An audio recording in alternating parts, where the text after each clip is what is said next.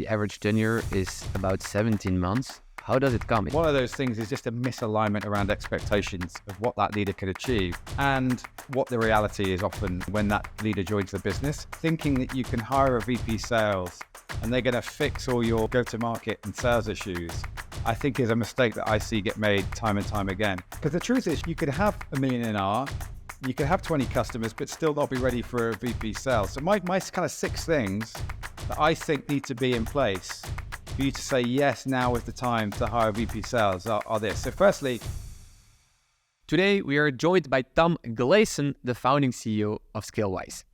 And Tom is here to drop some serious knowledge on hiring VP sales. And trust me, he knows his stuff. Because at Scalewise, they are helping B2B tech companies by providing permanent or interim fractional VP sales. But this makes Tom super qualified to talk about whether or not you're in the stage of needing a VP sales, not an unimportant question, the common slip-ups company makes when hiring one, and 3, how to nail it when bringing a VP sales on board. So in today's episode, we'll chat about why timing is everything when hiring, the different sales leadership roles and their respective responsibilities, the magic of using an interview scorecard to keep things fair, and why you gotta get everyone on board when making this big decision. And now, for my conversation with Tom. What is up, guys? All right, if you're still wondering how generative AI is going to change the sales game, say no more, because I want to introduce to you Clay. In short, it combines prompt engineering with multiple data sources for ultra-personalized outbound campaigns. It's like something you've never seen before, and Clay truly revolutionizes the outbound game.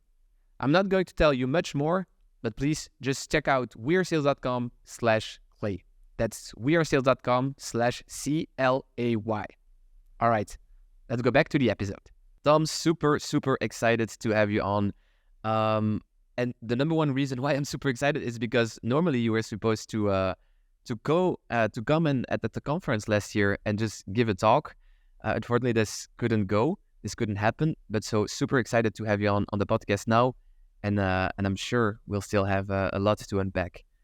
Can you maybe, for the audience that doesn't know you yet, Tom, please introduce yourself? Can you also maybe at the same time bring some past experiences so that we get a grasp of the revenue context that you are active in? Sure, absolutely. Yeah, really pleased to be here, Dylan. And yeah, it's a shame we couldn't meet at the conference last year. I'm hoping we get another chance to do that at some point. But yeah, I'm Tom Glasson. I've spent about 20 years in B2B tech. Over a decade of that time has been leading go-to-market teams within VC-backed SaaS companies, normally between kind of Series A to Series C. So that's normally where I come in and have the most impact. So, big part of my challenge, coming into these businesses is often taking, what the founder has built and probably sold, with maybe a small sales team. And then I'm, when that Series A funding lands, I'm then coming in to scale that business up, to accelerate growth, to rapidly hire, SDRs, AEs, and I've done a couple of CRO roles where I've been leading marketing and sales as well. So yeah, that's a bit of my background, but I suppose maybe more interesting and relevant as well is that I founded a community called the London Revenue Collective back in 2018, because as much as I've enjoyed the jobs that I've done, I always felt like there was a lack of support for people like me, so senior revenue leaders within fast growth tech. And I wanted to try and find a way of connecting up with other leaders and learning from them and sharing my many challenges. And so the London Revenue Collective was a way for me to do that. And what's actually happened over the last 5 years is that community has grown globally. It's now called Pavilion, but I still run the UK chapter, albeit there's chapters all over the world. So yeah, similar to the community that you run. And, I think the reason why I kind of give you that context is what inspired me to then found my own business called Scalewise back in 2020. And Scalewise, basically, we exist to give seed to Series C tech companies access to the right go-to-market expertise at the right time to help them accelerate capital efficient growth. And that support, that expertise comes in a few different ways. So we have coaches and advisors that support across sales and marketing and customer success. We do fractional leaders as well and interim leaders. So for those companies that need a bit more hands-on support. And then we also hire full-time leaders from head of to C-level as well across, again, sales, marketing, customer success, RevOps. And we talk about hiring the right leaders at the right time or getting the right expertise at the right time, because my firm belief is actually most startups get that wrong. They hire the wrong profile, sometimes at the wrong time. And I think that contributes to this awful attrition rate that we see within B2B tech, which is that the VP sales average tenure now is down to 17 months. So there's a huge turnover within these roles, and I believe it's avoidable. And I think, one of the things that we're trying to solve with Scalewise is to help mitigate some of those risks and some of the huge costs that takes place when these mishires happen. Love that. I definitely want to talk about that, especially also because I remember, I think it's about 9 to 10 months ago on LinkedIn, you created a series of posts, the 6 top mistake I see SaaS CEOs make when they hire their first VP sales. And you mentioned a couple of very interesting elements, but not only that, and I would actually recommend everyone to just follow Tom because you make very, very interesting posts on anything really revenue leadership related. But let's talk maybe about that specific one, that specific series of posts. Like, what should people be mindful of? Or, I mean, with people, I mean the leadership executive team at any company, but probably then the companies where you're most familiar with, going from Series E to Series B, during that growth phase, they might want to hire their very first VP sales. Like, what should they be mindful of? Probably the biggest mistake I see get made here, which actually I don't think was mentioned in that series of posts, interestingly enough, is hiring the VP sales too early. And I can talk about the other 6 mistakes that I see get commonly made in a moment. But this concept of thinking that you can hire a VP sales and they're going to fix all your kind of go-to-market and sales issues, I think is a mistake that I see get made time and time again. A true VP sales is not someone you hire to get your sales going at a startup. It's not someone that you should be hiring, a pre-product market fit, just because you as a technical founder or a non-commercial founder want to just like get rid of that problem and give it to an expert in inverted commas. My view is actually, if you hire a VP sales too early in that kind of journey from kind of trying to get to product market fit, then actually you just probably just delay your timing to get there. And the reason why that is that to get to product market fit, there's a huge amount of learning that needs to happen across the organization, but also from those early customers, around how do you product, how do you package, how do you price, how do you tweak the products to meet the kind of needs of the ICP? What is your ICP? And I think there's a whole load of kind of internalized learnings that need to happen there, pulling on external input, that actually like a VP sales isn't best place to do that. A founder that understands the problem space, that probably has won those first few customers, that really has a passion for solving that specific problem, they are definitely best placed, perhaps with a small sales team, to get those first few clients over the line and to ultimately reach product market fit. So the big mistake I see get made time and time again is hiring a VP sales too soon. And I think that's a classic, very expensive mistake. That VP sales normally last 6 months or so, and then they go back to the drawing board and they realize that they probably need to build that playbook and that kind of muscle around, the sales motion and the sales process and ultimately the value proposition before hiring someone more senior. So that's the first one I see. I think the second one, which I do mention in the post, is hiring for the future, not for now. And what I mean by that is if your annual recurring revenue is at 1 million and you're trying to get to maybe 5 million, what you really need is a sales leader that has done that journey from 1 to 5, that has that experience, someone that's hopefully recently completed that knows what it takes. Because you can't go from 5 to 15 million until you first get to 5. And I think the problem I see is that founders get maybe a little bit, and CEOs get a little bit kind of tempted by this big, bigger name, VP sales leader that's maybe done the 5 to 15 journey. But what they forget is what they need is someone that can do the 1 to 5. And so they're kind of missing that skill set, that experience that can do the journey they're on right now. And I think, when in doubt, just always go for a leader that can solve today's go-to-market challenges, not tomorrow's, or at least maybe what you're going to see over the next 18 months or 24 months. And it's very unlikely that a leader that's done the 5 to 15 journey, even if they've done that multiple times, is going to be effective at coming back in at the 1 million stage, because it's a very different set of problems. It's a different scale of team. And I think, the other issue I just see there is like, as I say, hiring for the future and not for now. So that's issue number 2. Issue number 3 is not using an interview scorecard when you're hiring a VP sales. So I think we all naturally use our gut instinct, I think, probably a bit too much in the interview process. We have natural biases, and I think that can impact our decision-making process when we're interviewing people. But I think especially when it comes to a sales leader, sales leaders are often pretty good at interviewing and selling themselves. So you've got to reduce your biases, because also that hire can also be really costly if you get it wrong as well. So my view is you've got to have a really robust interview scorecard. You've got to be really clear about the criteria that you're looking to evaluate those candidates against. You've got to have that unbiased system, basically, that draws out the experience, the traits that you need at your current stage of growth. And I can't emphasize that enough. It's what do you need right now and over the next 18 months to 24 months to achieve your plan. And I think if you've got that scorecard, it can cut through the candidate's charisma or ability to sell themselves in the interview process.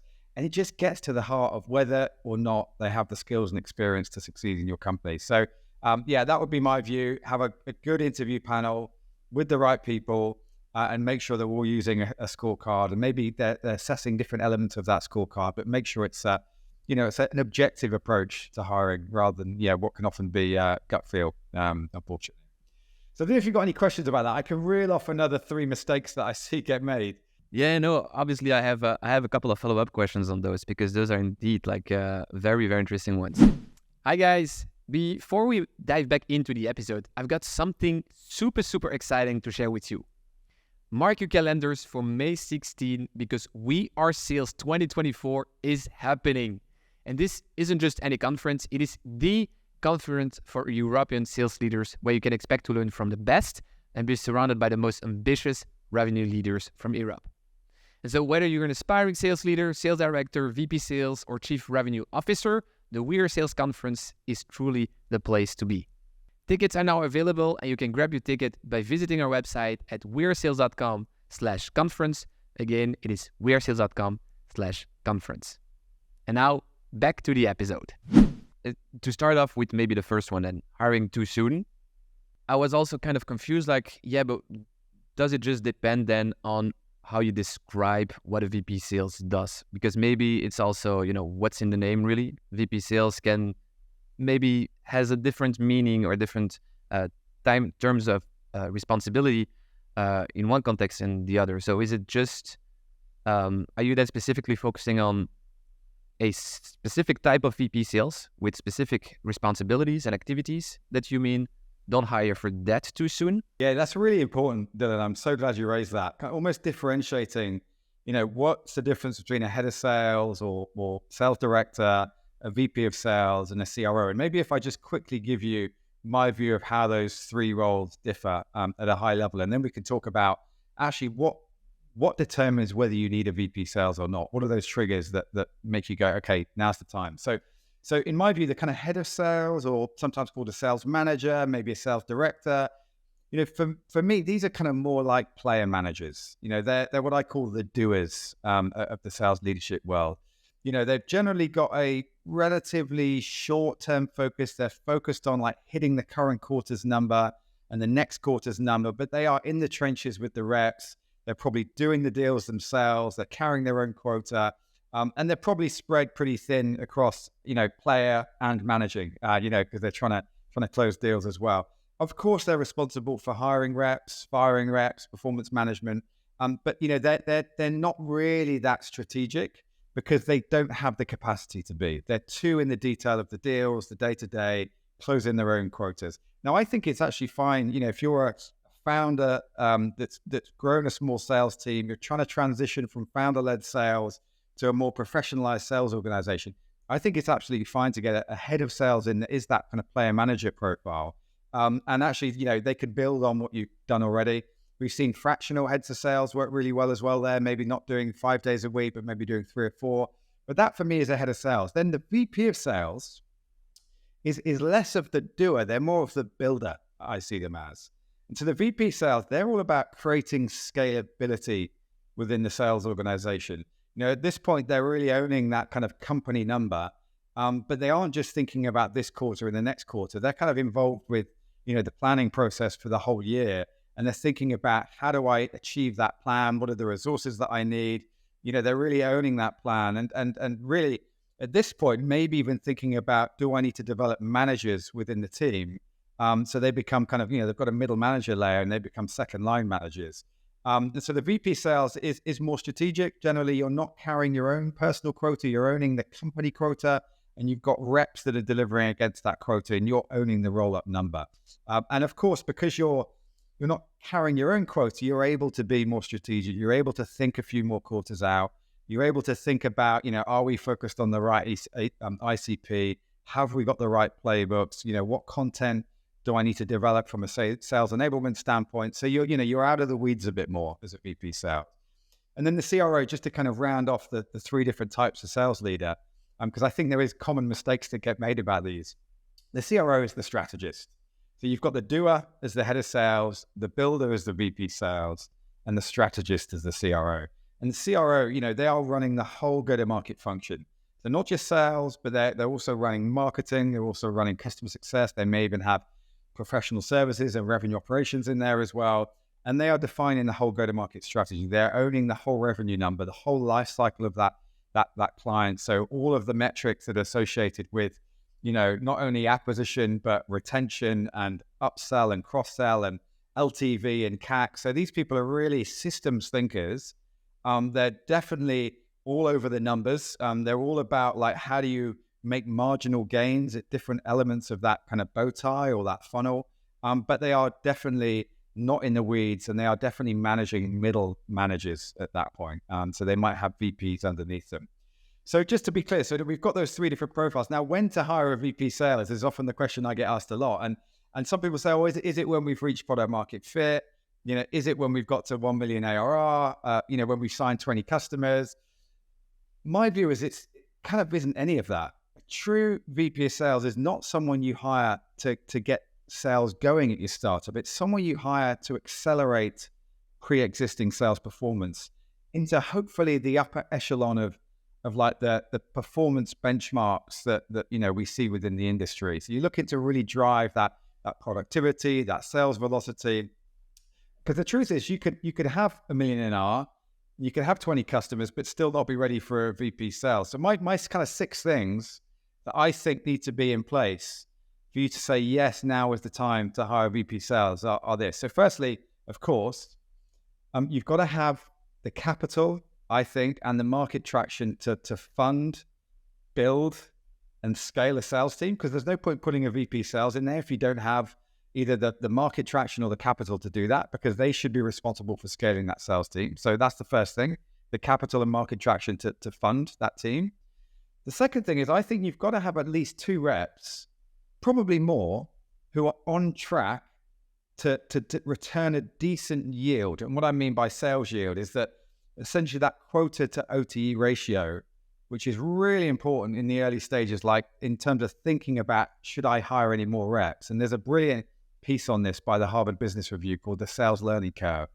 But I think you've got to be at least a 3-to-1 quota to OTE ratio in terms of the performance of your existing reps. At least 2 of them should be at 3-to-1, probably even 4-to-1 quota to OTE ratio. So you show that you've got some repeatability, you've shown that you've got some sales that can be done, you've got product market fit. That's the second thing, 2 reps that are returning a decent yield at least. The third thing, and this gets massively under indexed, I believe, is you've got to have a demand generation engine that can scale with your planned sales rep headcount increases. So I think the common mistake I see is that you see a sales plan that's driven, the revenue number is driven by the number of sales reps that you hire. And ultimately that number is just a multiplication of the sales reps in quota. But there's not enough focus placed on what is the demand generation engine. How are we going to create the pipeline for them? Because AEs aren't great at consistently creating their own pipeline. So have you got a demand gen engine in place that can support the sales hiring that's going to need to happen by that VP of sales? That's another key factor, I think. And that often means you've got someone leading marketing or demand gen that, has started to create some predictability around pipeline. They're really, really important. The fourth thing, really important, I think, is you've got to be ready as a founder or CEO to give your VP sales autonomy over sales. And that might be like a simple thing to say, but it's easier said than done for some founders. I've seen too many examples where a founder hires a VP of sales, but they're still all over the sales organization, and they're kind of not listening or taking feedback or advice from that VP sales. My view is if you're going to hire an expensive hire like a VP of sales, get out of their way, let them do their work, and you don't need to micromanage them. Certainly not the good ones. So that's the fourth thing is being ready to kind of give that autonomy over. The fifth is, I think, being mindful of, but also being able to and ready to hire the post-sale teams that are ultimately going to be needed as your VP sales scales sales, because obviously all of these things require support in some ways. So there might be onboarding support for those customers. There might be customer success demands on the new customers that are going to be brought in, maybe customer support or service. So I think if you're hiring a VP of sales, you're looking to scale your client base, you need to be ready to scale the supporting teams that are ultimately going to support those clients. And sometimes that isn't thought about enough as well. And then the final one is, I think you have to have the early signs of a repeatable sales process and a clearly understood value proposition. You don't need to have that nailed 100%, but I think you have to have some signs that, yes, there's a repeatable process. You've got a value prop that seems to be resonating in the market. You've got a conversion rate from MQL to SAO and SAO to close one that is kind of broadly in the right ballpark as it relates to benchmarks. And now it's about how do you accelerate that? How do you improve those conversion rates? How do you put fuel on the fire? So that was a very long answer to your question about when's the right time to hire this, but hopefully that helps. Yeah, no, definitely. I think it's super important to have that context because indeed, again, as I said in the beginning, VP sales can mean something completely different for the one person to the other. So I think it's good that you were able to bring enough evolution in the role so that people can also kind of orient themselves in that journey. You said we should have started with the definitions right at the top of the podcast, just to level what a VP sales actually is, but I'm glad we've done it now. Exactly. No, so do I. No, I also wanted to come back to the scorecard you mentioned as the third mistake that many people don't do. I completely agree that we should use one. But what are the top parameters or the top things that you want to test for through that scorecard? Can you make that tangible somehow? Sure. Yeah. It's funny. I have 6 pillars for this as well. Everything seems to be in sixes for me today. I kind of have 6 pillars that I think about when I'm thinking about assessing a VP sales. But actually then I have a scorecard that breaks those pillars down into, behavioral questions that really enable you to qualify whether they're a fit. And by the way, if anyone wants my VP sales scorecard, please do send me an email or drop me a message on LinkedIn, and I'm happy to share that. So, but the 6 kind of criteria or 6 kind of pillars that I think about. The first one is experience, and this is this is kind of like table stakes. And there's a few key things around experience that I'm looking for. So, have they sold similar size or complexity deals in a previous role? So, my view, that is actually way more important than do they have industry experience? Have they sold into retailers? That's less important for me. But finding someone that, okay, if you're doing 6-figure deals, 100 to 500K deals, much more important that you find someone that has experience of those type of deals and that kind of sales cycle than someone that's done SMB and transactional sales. So the first thing is what is that deal complexity and size, and do they have enough experience in that space? So that's the first thing around experience. Second thing is, have they built and led an early stage sales team like mine? So like if I've got 4 reps or 5 reps and 3 SDRs, like what experience have they got of leading a team of that size? And how recent was that experience? Because if that was 10 years ago, and since then they've been leading teams of 30 or 40 or 50 reps, well, that for me isn't relevant enough. So like that experience needs to be recent and it needs to be relevant to my current context as a founder or CEO. And then another like simple one is, have they grown a business, again, relatively recently from our level of recurring revenue to where we're looking to get to in the next 18 to 24 months. And this is to my point earlier about hiring for the now and not for the future. And like, if I'm at 1 million and I'm trying to get to 5, when did they last do that journey? And hopefully that was recently. If not, you need to really make sure that they're still able to get back in early stage and do a lot of the blocking and tackling and foundational stuff that needs to be done, when you're at that kind of, sub 1 million or a million mark. So that's kind of the experience pillar. And then you got the hiring and onboarding pillar, because for me, a VP sales, one of their biggest jobs and most important jobs is hiring and onboarding great reps. And so for this, I would be asking what I call behavioral or competency questions. And basically what these questions are they look for the candidate to draw on specific examples versus, can you give me an answer about how you would deal with this type of situation? That's a hypothetical question.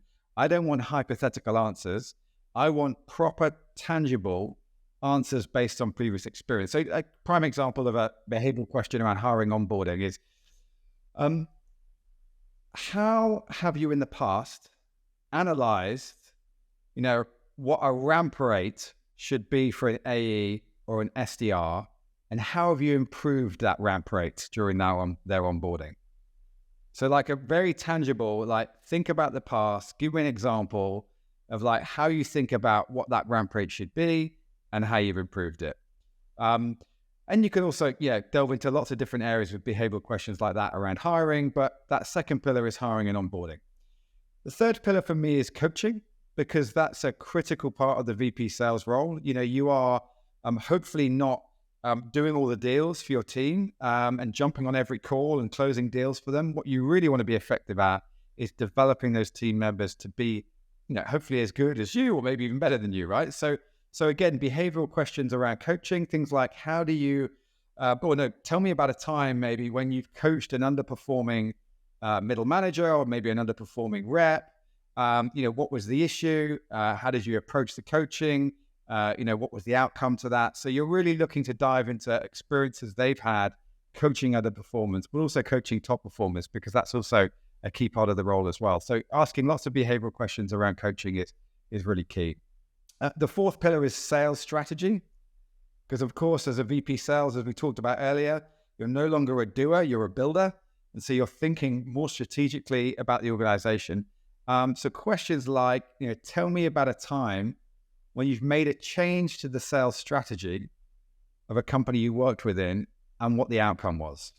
So again, we're using those behavioral questions, we're getting them to reflect on the past, and we're kind of diving into how they think about sales strategy and specific changes that they made. And then my fifth pillar is, and by the way, you'd have multiple questions under each of these pillars, but I'm just giving you an example of what. My fifth pillar is processes and frameworks. Because as a VP sales, what you're hoping to do is create repeatability and predictability within your sales function. And I believe firmly that comes from having like processes, playbooks, the right frameworks in place that create the kind of guide rails around performance that creates that predictability. So I would ask them things like, what is your favorite forecasting methodology and why?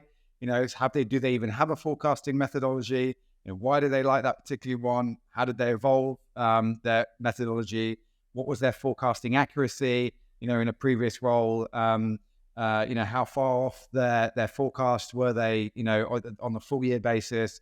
So those types of questions I think could dive into things around forecasting, but then also how do you structure your sales process in your previous company?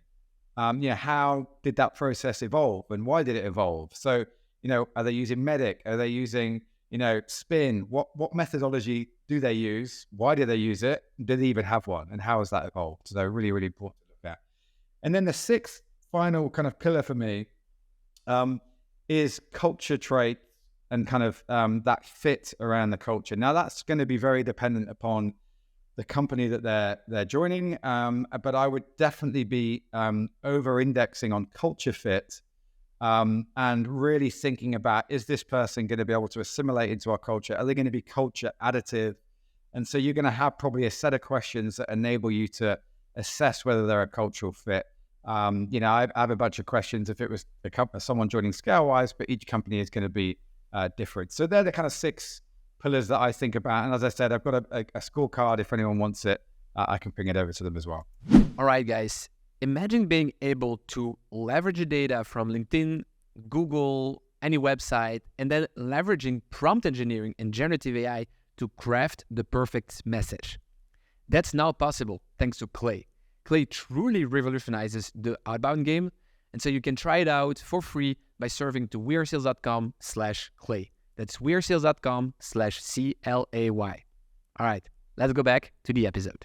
While you were explaining this, though, I was kind of asking myself, if you would look at it through a matrix, right? You could have the company side and the VP sales side, meaning that at the company side, you could have they have hired VP sales before, or it's their first one. And also at the VP sales side, you could say it's my first time being a VP sales, or I have done it multiple times already. And here I was more thinking that you were giving recruiting advice for the quadrant, like it is the company's first time, but I'm looking at VP sales that have been VP sales already in the past multiple times. But I'm also asking myself, like, could we also look at people that have only been ICs so far, but that want to make the step towards VP sales? Maybe they're a little bit more affordable, maybe depending on the context of the company, especially if they're not super like VC backed, it might be like the better approach to go. Do you also recommend that? Do you also have advice when it comes to that? Kind of curious. Yeah, really good question, Dylan. And I consider that a stretch VP. So when you take someone that's been maybe a high performing IC that maybe has the desire to step up, and you give them that opportunity to step into that role. I've seen it work well, but I've also seen it go horribly wrong. And I think we're probably too quick in the industry, I believe, to promote individual contributors into leadership roles without really thinking about if it's the right thing for them. And secondly, do they have the right support to make that transition successful?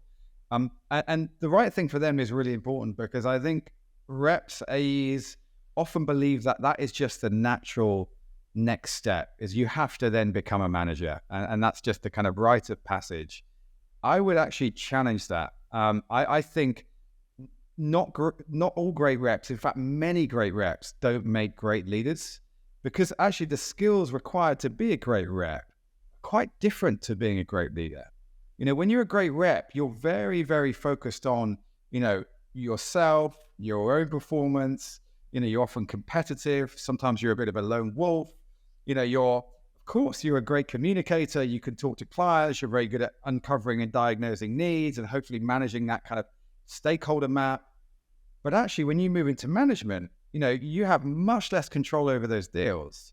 And you have now are trying to gain, control through other people. And that requires a different skill set. But also not only that, I think that, it can often be actually really difficult to move from having a peer relationship with someone to then moving into a manager role with them. And I've seen that go wrong a few times as well, where, that relationship either retains too much friendliness about it, or they go completely the opposite way and they become quite dictatorial and kind of hard line with the people that they work peers of. And that middle balance, that middle ground is so important. Now, if we're talking about bringing someone in externally, maybe that problem doesn't exist. Of course, that's great because you don't have those dynamics, those relationship dynamics. But I would still say, to my second point earlier, giving that individual the right support to be successful is absolutely key, because, you are essentially taking a big step into the unknown. And this is an expensive mistake that you could make if that person comes in and isn't able to effectively improve performance, and in fact actually reduces performance because they don't manage the team in the right way. The team start to get disengaged, and I've seen this, by the way, multiple times. Then you start to get attrition as people leave because that manager just isn't developing and supporting them well enough. And before you know it, what you were hoping was improved sales performance has now taken you backwards, and now you're in a real mess. So I think it can be done, but one of the things that we do at Scalewise is we provide VP sales and coaches. So we match our clients up that are looking to make that move, maybe promote someone that hasn't done the role, and we give them a really experienced VP sales that works for them, on a coaching basis, a mentoring basis, and really make sure that they're able to kind of understand their blind spots, have that mirror held up to them, coach them in the areas that they need to be developed, and hopefully smooth that journey from IC to lead it, because it's a way more challenging journey that people expect, I think. Yeah, like you mentioned earlier, the average tenure is about 17 months. Because I wanted to come back on that. Like, how does it come? Is it just because the job is so hard, or is it because company grow fast and they want to do it again somewhere else, and then that's why they switch? I think that would be like the positive scenario, but I don't think that's the case. So why is it? Of course, that does happen, right? I think about I've had maybe a couple of less than 2 year tenures, but that's actually been me deciding to leave after I've had to do actually quite a big turnaround job and restructure the teams, and actually it didn't make sense for me to be there anymore, and I moved on to the next thing. But I think that speaks to actually one of the biggest issues that I see in terms of hiring leaders is just that alignment between expectations, what we're going to get from this person, what type of performance improvements we might see and over what time horizon, and what the reality is often being when that leader joins the business. So I think the reason why the 17-month tenure issue is a big challenge, and what I think possibly causes it, well, there's a couple of things that cause it. But I think one of those things is just a misalignment around expectations of what that leader could achieve.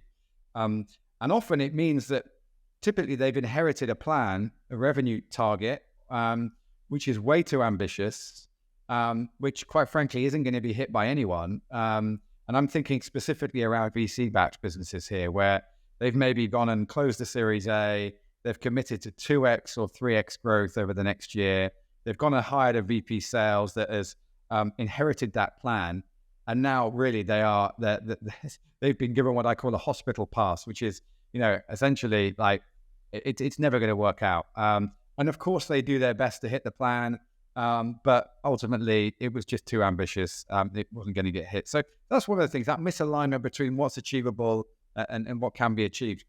And then the second thing I see that I think contributes to this failure rate or this attrition rate is just, as I talked about earlier, not finding the right profile of leader, not being clear about what you really need. Do you need a doer? Do you need a builder? Do you need a strategist? Do you need someone that's got SMB experience, someone that's got industry experience? What is the real profile of the leader that's needed? I often see that get overlooked, or some things being over-indexed relative to others. I have lots of stories around someone being hired for their black book because they've got all of these industry contacts and they're selling into the same industry. Actually, that black book is not really worth a huge amount when you consider they just don't have your stage of business experience. They haven't run or grown a team, at your stage. And therefore they're not able to do some of the stuff that needs to be done to take you from 1 million to 5, for example. So I think over-indexing on the wrong things is a key issue. And often what ends up is either the leader figures out that they're not a fit, or the company figures out that they're not a fit. And, before you know it, one of them is fired or they move on to the next thing. So, there's other things that contribute as well, for sure. But I think they're the two big ones for me. Yeah, no, definitely. And like you mentioned, it goes both ways. So it's also the VP sales that's being hired that I guess needs to be careful somehow, or because it also reminds me of a quote I read through one of your LinkedIn posts. Before accepting the role, make sure you have early visibility into the sales plan you will inherit. I think it goes back with what you said. Yeah, really key. I think, as a VP sales joining a new company, I think firstly and most importantly, you've got to do a really good bit of due diligence. I definitely have been guilty of not doing enough in the past and thinking when I'm coming into a company that it's a certain type of environment and there's a certain amount of pipeline and the unit economics in terms of the kind of cost of sale is in a certain place. And then you get into the business and you realize it's very different. It was why I had to lead quite a big restructure in one of the companies I was in, just because the cost of sale and the unit economics were completely out of whack based on what I was led to believe coming in. So I think that due diligence is really, really important, just to limit your risk of picking up the hospital pass when you come in, that plan that's unachievable. And I think that due diligence probably needs to come in a few different forms, in my view. I think, of course, you want to meet as many team members as you can. You ideally meet investors if there's investors, but I'd also be speaking to customers as well, really understanding, what's their view of the value prop. Why are they sticking around? What would cause them to churn? All that stuff that's really going to help you think about the value prop and how strong that value prop is, I think is really important. The other thing I think that you need to get visibility of, in my view, is the CRM. So I would often, encourage people that I coach that are taking roles to say, once you're given an offer to join a company and they say, look, this offer is conditional upon positive references, I would say, well, I accept that offer, but it's conditional upon a bit of my DD. And one of those things is I would need to get access to your Salesforce or HubSpot instance because I really want to just take a look at the pipeline and what I'm seeing in there and some of the conversion rates. So I think it's really important that you get access to their CRM as a part of your DD process. The other thing, which I did once as well, which is really insightful and I encourage others to do, is the most recent board meeting minutes, assuming they're having relatively regular board meetings. Now, I want to see what's being talked about at those board meetings. I want to see what the top priorities are, where the challenges are, and I want to see that kind of unfiltered view of what's happening at a macro level within the business as well. So I'll be asking for that too. And then I would also be doing some back channel references on the founders. I made a mistake once where I didn't do this, and I joined a business and I hadn't realized that the two co-founders were basically at war with each other. They were both trying to get each other out of the business. And I think if I'd done some back channel references and a bit more DD, I would have realized that. But it put me in a very difficult position sat between the two of them. So yeah, DD is super, super important. But I also think it's really important to think about when you join a business, if you're going to be successful, like building those early relationships with your team during your onboarding. You've got to get buy-in really quickly, I think. Because you're ultimately going to be coming in, probably making some changes. You may have to be firing some people, hiring some people. So I think getting in and having very open and honest conversations with your team members, really showing them that you care, but also, showing what your expectations are. So I would do something whenever I joined a company, I would have the guide to working with me, which is a bit like a manual for how I think, the things that I value, what my belief systems are, how I like to work, what I expect from my team members. And that was just a really great way of level setting from the get-go, what they can expect from me. But it also opened up the conversation around what they're like, what their belief systems are, their values, how they like to work, how they like to be managed. And I think the sooner you can get that kind of open dialogue happening with your team members, the quicker you're going to ramp, the quicker you're going to build relationships and hopefully have impact. I love that. It also makes me think of something else that someone said one day inside our community. And it maybe also goes back to maybe, depending on your opinion on it, if it is a mistake that potential CEOs make when hiring a first VP sales.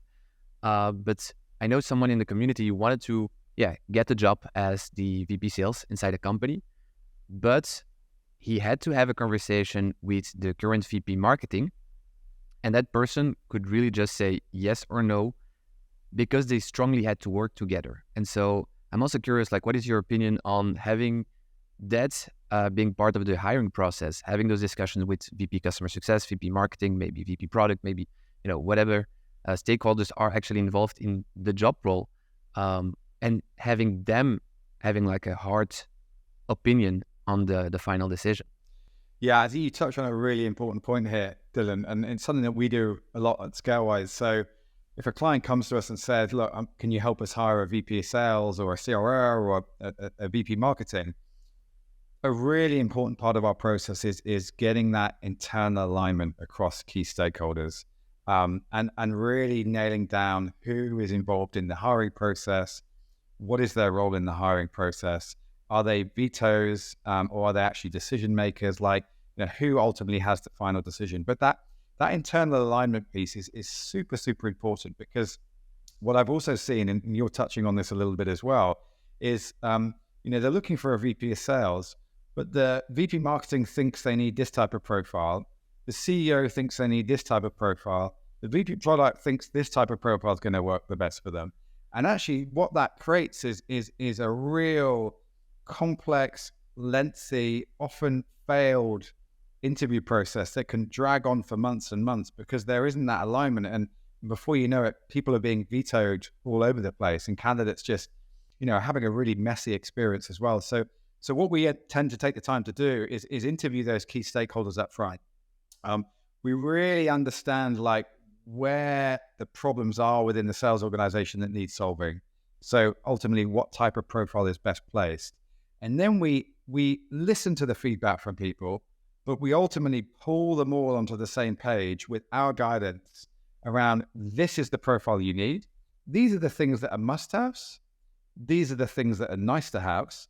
And we're all going to agree in this stakeholder meeting that this is what we're looking for. Sure. And I think once you have that, it becomes much harder for people to just push back or veto candidates, because you can just bring them back and say, well, hold on a minute, that was a nice to have. That wasn't a must have.